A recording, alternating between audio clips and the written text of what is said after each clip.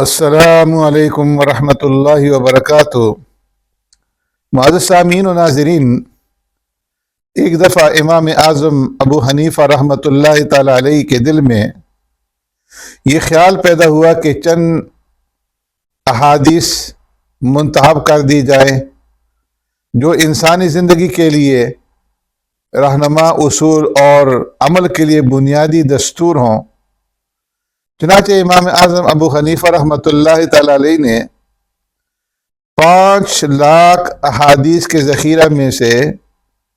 صرف 5 حدیثیں منتخب فرمائیں کہ جو الفاظ کے اعتبار سے انتہائی مختصر احادیثیں ہیں۔ ان میں سے پہلی حدیث یہ ہے کہ انما الاعمال بالنیات وانما لامرئ ما نوی، کہ تمام اعمال کا جو دار و مدار ہے وہ نیتوں پر ہے اور انسان کو اس کی نیت ہی کے مطابق پھل ملتا ہے۔ دوسری حدیث جس کا امام اعظم ابو حنیفہ رحمۃ اللہ تعالی علیہ نے انتخاب کیا وہ یہ کہ المسلم من سلم المسلمون من لسانہ و یدہ، کہ مسلمان وہ ہے کہ جس کی زبان اور ہاتھ سے دوسرے کسی مسلمان کو اذیت اور تکلیف نہ پہنچے۔ تیسری حدیث جس کا انتخاب فرمایا وہ یہ ہے کہ لا یؤمن احدکم حتی یحب لاخیہ ما یحب لنفسہ، کہ تم میں سے کوئی آدمی اس وقت تک کامل مومن نہیں ہو سکتا جب تک کہ تم اپنے بھائی کے لیے وہی نہ چاہو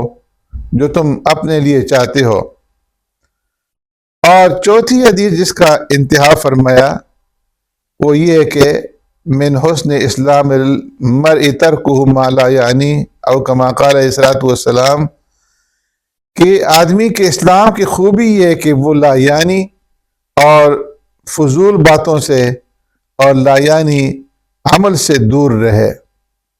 اور 5ویں حدیث جس کا امام اعظم ابو حنیفہ رحمۃ اللہ تعالی علیہ نے مسلمانوں کے لیے انتخاب فرمایا وہ ہے کہ الحلال بین والحرام بین وبینہما مشتبہات، کہ حلال اور حرام واضح ہے مگر ان کے درمیان بعض مشتبہ اور مشکوک چیزیں ہیں، جو ان سے بچے گا تو اپنے دین اور اپنی عزت کو محفوظ کر لے گا۔ حضرت شاہ عبد العزیز محدث دہلوی رحمۃ اللہ تعالی علیہ فرماتے ہیں کہ پہلی حدیث عبادات کی درستگی کے لیے کافی ہے، دوسری اور تیسری حدیث سے بندے کے حقوق کی سمجھ پیدا ہوتی ہے اور حق رسائی کا جذبہ پیدا ہوتا ہے، اور چوتھی حدیث سے انسان کی جو قیمتی عمر ہے، عمر عزیز کے اوقات کی حفاظت کی اہمیت معلوم ہوتی ہے، اور 5ویں حدیث سے ایسے مسائل میں جن میں شک و تردد ہو ان کے لیے ایک واضح راستہ متعین ہوتا ہے۔ تو یہ 5 مختصر احادیث ہیں،